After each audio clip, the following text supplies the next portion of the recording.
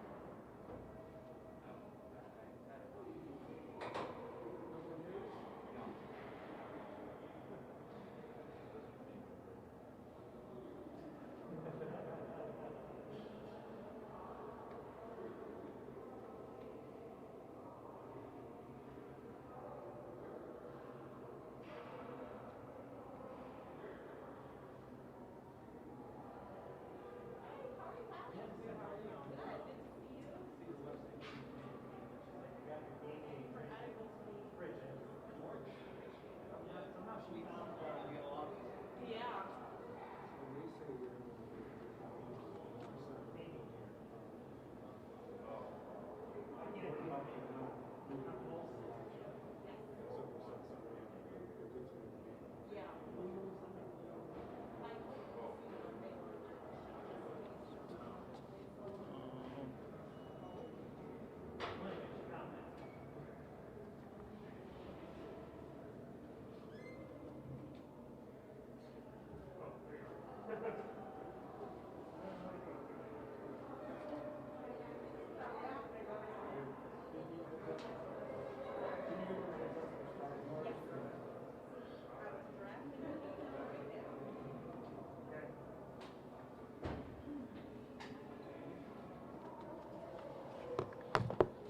All right. Good afternoon, everybody. Thank you for being here today. So, over the last few weeks, we have, as a state and as a city, worked hard to get at-home rapid test kits out to our community in a lot of different ways. Before the beginning of the new year, we had a public distribution of test kits. We then had a subsequent distribution prioritized, focused on our educators, our senior living facilities, housing authority facilities, first responders, and city employees to support the continuity of operations, and then another public distribution of tests. There may be more of that. I'm grateful to Governor Lamont and to his team for their focus on partnering with local governments to acquire these tests and get them out to the community. But what we've said over the past few weeks is that hopefully in the near future, the scarcity will soon turn to easy accessibility of these tests. And the reason we're gathered together today is to make sure that everybody knows there is now a very easy and free way to get at-home rapid COVID tests. And thanks to the Biden administration, you can do it in virtually one click online. You go to covidtests.gov, and every household can order up to 4 tests for free. Now, they may take a week to 10 or 12 days to get there, but it's an important addition to our toolbox as we continue to battle this pandemic and battle this surge. And it's a huge improvement in the accessibility and availability of these at-home tests. So I want to make sure that everybody knows about it and knows how easy it is. If you go to covidtests.gov, it's a really clear website, very simple even here on the phone. Click right there on order free at-home tests, and then you put in your name and address, and you press order, and that's about it. Now, I want to acknowledge that there are still some things that they're working out. There have been some challenges for multifamily housing where there are multiple residences or multiple households in the same address. The Biden administration is aware of that and working on it, and will be in contact with them. We, of course, have quite a bit of multifamily housing as well as multi-generational households in Hartford, but really appreciate the Biden administration's effort to make it this easy to order these free rapid tests at home. So again, covidtests.gov, click the button, put your address in, get your tests. As I said, we may have more to say in the future about additional distributions here, but just to put in context, in Hartford, if every household applies for these tests, we're talking about 180,000 tests, nearly 200,000 tests coming to the city of Hartford that families can either use right away or have in the event that they experience symptoms or worry about exposure. And that's a really important tool in our toolbox as we continue to battle the pandemic. So again, I think everybody's seen them at this point. The site is likely to use many different brands of at-home tests, but the tests are very easy to administer, and now, thanks to the Biden administration, they're also very, very easy to get. With that, I'm going to ask Chief Barco to say a few words, and then Carmen Chaparro from our health department, and then happy to take off-topic questions as well. Before I turn it over, let me just say what we really should say anytime we're talking about the coronavirus and this ongoing pandemic. Testing is an important tool, but the most important thing you can do to protect yourself and your community and to try to put this pandemic in the past is to get vaccinated and get boosted. So if you're not yet vaccinated, get it done. You can go to hartfordct.gov. Every week we update the list of multiple vaccination clinics happening around the city. Get your vaccine, get your booster, protect yourself, protect your loved ones. Thanks so much, and Chief, over to you. Thank you, Mr. Mayor. Good afternoon, everyone. As the mayor said, the first step is getting vaccinated and boosted. As you've seen in the past, we've given out several thousand home test kits. You've seen your firefighters, along with our community emergency response team, giving out kits to each and every community within the city of Hartford, and we will continue to do so as long as those kits are provided or the city of Hartford purchases them. We're happy to do that, and in the future, when we do receive kits, as the mayor said, we will continue to ensure that every member, as much as possible, receives a home test kit when we receive them.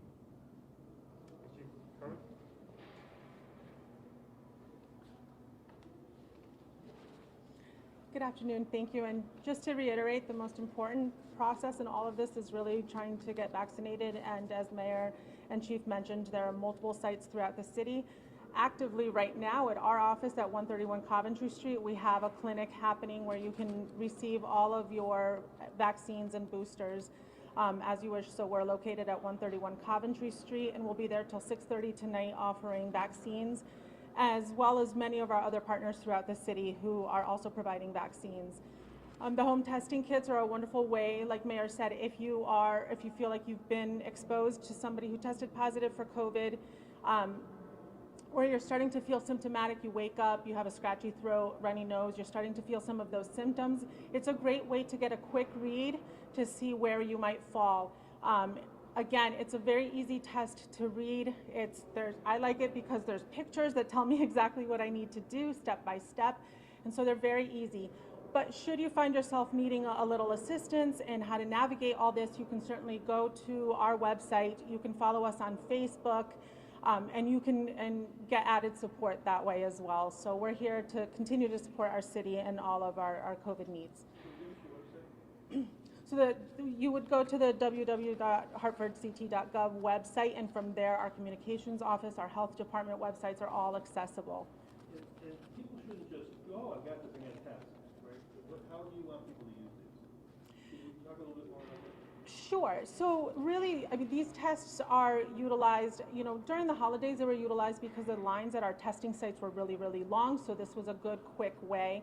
If you're planning to travel, these aren't good for travel because your airlines or other sources are going to require you to have a PCR test and those results. But these are good ways to just gauge them. So if you find out at work that somebody you sit next to, you were exposed to them, it's a good way to kind of know a baseline right away. To see, and sometimes, COVID is not the only infection that's going around, right? It's flu season, it's cold season.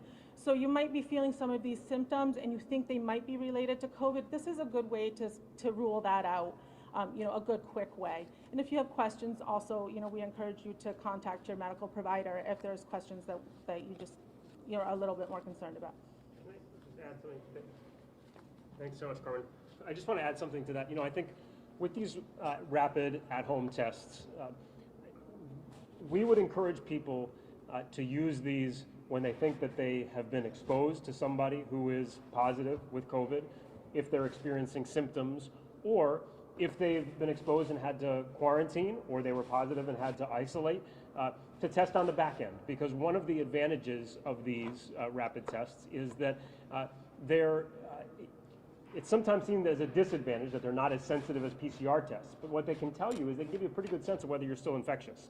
And so those are the circumstances that we'd really encourage people to use these tests. But I want to stress, because it may take a week to 12 days to get your free at-home test kits from the website that the Biden administration has set up, don't wait to place that order. Put the order in now. It's good to have these things at home because you don't know when you might be exposed, you don't know when you might feel that onset of symptoms, and it's better to have them there and have that tool at your disposal than to think you're exposed, feel symptoms, and then need to wait to receive that test. So we'd really encourage everybody, even if it feels like it's just out of an abundance of caution, go onto that website, covidtest.gov, get your free tests so that you've got them there at your disposal. But those, I think, are the circumstances that we'd really encourage people to use them. Mr. Mayor, Yeah. Can you talk about what went into the decision to bring Narcan into all the public schools? Sure, but can I just see if there's any other on topics first? Any other on topics? Okay. We also, I want to thank Claudia from our health department who is here. Before we turn to off topic, Claudia, would be grateful if you just come up and give a very brief message in Spanish about covidtests.gov for our media as well as for our Facebook Live followers. All right. Thanks so much, Claudia. Buenas tardes para las personas que nos ven en español. Nosotros venimos representando el Departamento de Salud de Hartford y la Alcaldía de Hartford. El alcalde en su press conference lo que ha querido es dejarle saber a la población de que hay un sitio en el website donde pueden acceder a los test de COVID.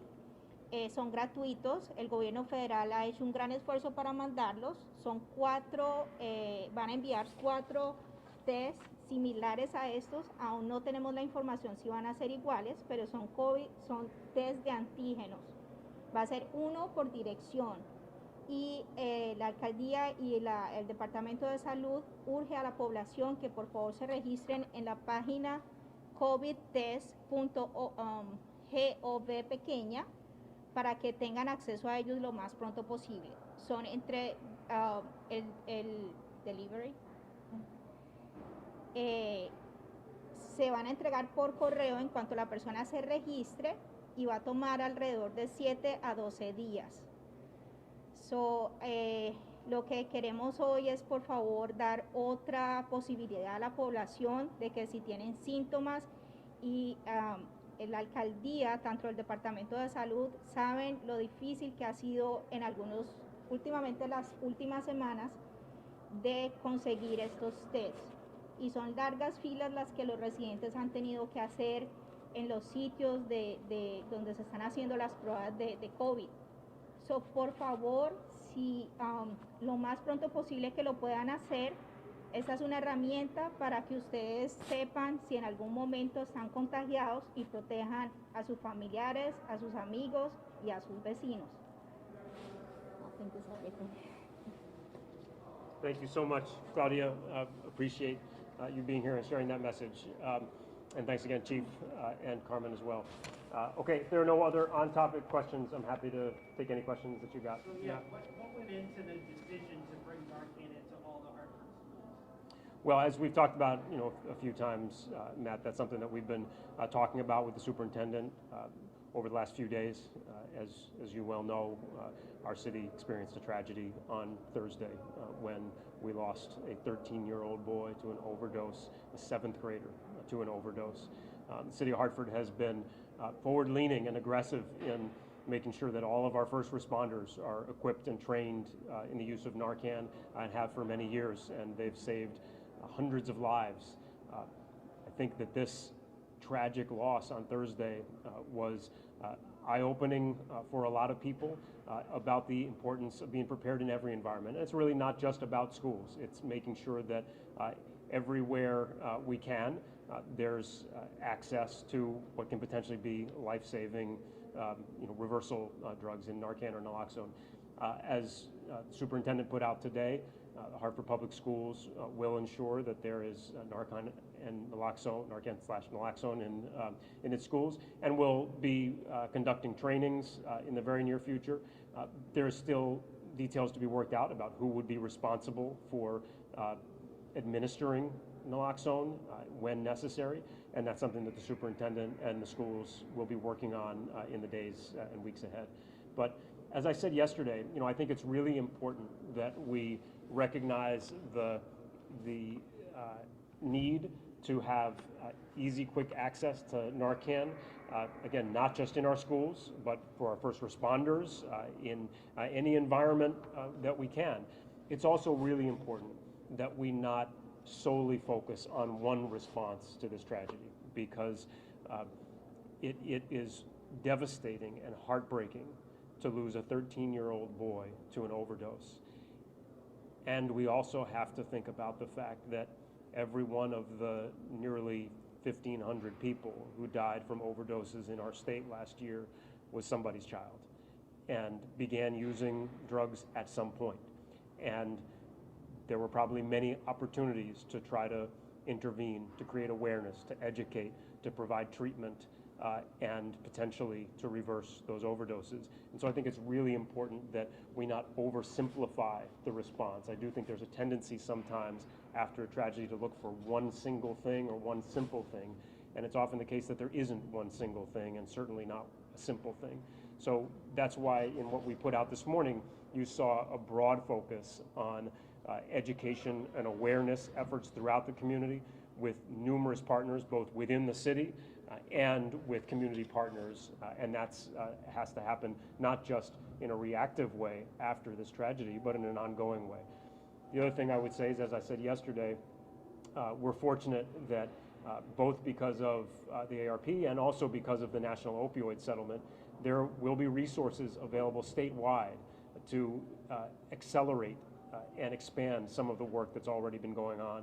And I think it's important that we keep a broad focus on all the things that we can do, including treatment. And that includes a real focus, I believe, and it should be an increased focus on the availability and accessibility of medication-assisted treatment, medication-assisted therapy, which can be a really important way of helping people come out of the shadows and directly deal with the disease of addiction. That was going to be my follow-up question. It's just, there is a broad range of things that you put in there. The training for staff. Yep. You're partnering with PD, Hartford Hospital, a couple other agencies, and then Sandy Hook Promise, yep, some training for students. Can you just go into details about those? Sure, but as you said, there's an awful lot, right? There's the engagement with families that began on Monday night and will continue tonight with additional discussions. There's partnership with Sandy Hook Promise that is focused on education for our kids, with a particular focus on saying something, on awareness, and on raising a red flag. It's really important for people to know that they're not going to get in trouble if they raise a flag and say, I'm worried about somebody, or I'm worried about myself. In Connecticut, we've got a Good Samaritan Law, which means if you've witnessed somebody using drugs and an overdose, or you yourself were using an overdose, you're protected from prosecution if you call for help. We want to make sure people know that, because we don't want anybody to be deterred or discouraged from calling for help, either to save their life or to save somebody else's life out of fear of being in trouble. So that's one thing we want to spread awareness about. But again, it's a broad-based community awareness effort, and some of it is a continuation of work that's been ongoing. Our health department has conducted training for our youth service organizations, our community-based partners in the past. We're going to continue to do that in partnership with what was the Greater Hartford Harm Reduction Council is now focused statewide. We're going to work with them to do that as well. So a range of partners from healthcare providers, hospitals, harm reduction partners, youth service providers, community-based organizations, and of course the multiple departments in the city and our partners in the Hartford Public Schools all working together in a sustained way. There's also security measures in place, right? Can you talk about why those are in place and what you think those would do? Searching bags, extra patrols? I'm going to defer to the superintendent on that. In terms of the Narcan in schools, is there a timeline on when you think everyone will be trained on how to administer it? I can't give you a specific timeline, but as the superintendent said this morning, we're expecting to get Narcan out into the schools soon and conduct those trainings soon. Can you talk a little bit about the parents, about how safe they think their kids are in school and how good care all you folks? Yeah, look, I think what's really important is to remember that the opioid epidemic is not it's not a city problem or a small town problem or an urban or rural problem. It's not a black or a white or Latino problem. It's a problem in every single community across our country. And that's why it's so important for every parent to talk with their kids about the dangers and about the need to exercise caution and be careful and maybe at times be courageous, either in staying away or in saying something if you're worried. But when they put their kid on the bus in the morning, should they be worried at all about them coming home on the bus? Look, I think we live in a world, no matter where we live in a world where every parent, I think, has a little bit of fear every time your child is outside of your sight. And I think the best we can do as parents is protect our kids with information and awareness and the tools they need to try to keep themselves safe. And you are satisfied with what the schools are doing? I think the schools have been working to provide a tremendous amount of support and emotional support to the SMSA community as well as to the broader Hartford Public School community. But I want to stress that this could have happened in any community, in any school, and that's why it should be something that on a statewide and even on a national level we take as we grieve this tragedy. We also focus on everything we can do, not just in schools, but across the board to try to combat an epidemic that has taken thousands and thousands of lives in our small state alone, let alone nationwide. Your comment to reaction to yesterday's triple shooting in the city? Sure. So our as you know, there is an ongoing police investigation. Our police have gotten some traction in that investigation already. I'm not going to comment on any of the details of the investigation. It is still ongoing. One thing I will say is that the individual who was killed yesterday is somebody who is very well known to law enforcement in the city of Hartford, and we believe that this was a targeted act of violence. Any other questions? Okay, thanks everybody. Take care.